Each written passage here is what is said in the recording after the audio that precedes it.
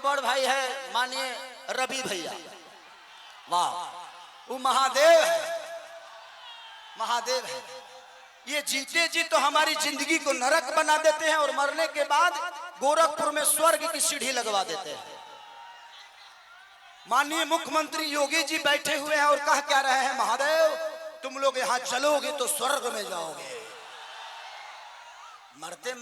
जीते जी तो कुछ दिए नहीं, अब मरने के बाद कौन आदमी हर हर महादेव करके चलता है जी। तो योगी जी को भी समझ रहा है कि किसके हाथ में हम गोरखपुर सौंप दिया यार। हमें जीते जी स्वर्ग चाहिए। ऐसे लगता है कि रावण का काम अधूरा रवि भैया पूरा करने आए हैं। हमारे बड़े भाई मनोज भैया क्या बोल रहे हैं?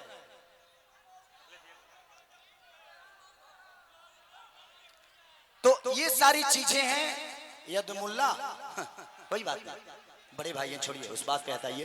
तो मैं चाहता हूं कि ये भाषण का टाइम नहीं है, क्योंकि भैया को भी बहुत जगह जाना है और भैया की बहुत बिजी शेड्यूल है और मुझे भी यहाँ से राघोपुर जाना है भैया के क्षेत्र में।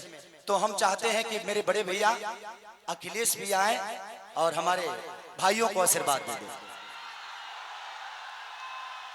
हेलो, उठाइए दोनों हाथ, जोरदार तालियां होनी चाहिए भारत के भविष्य आदरणीय अखिलेश यादव जी के लिए।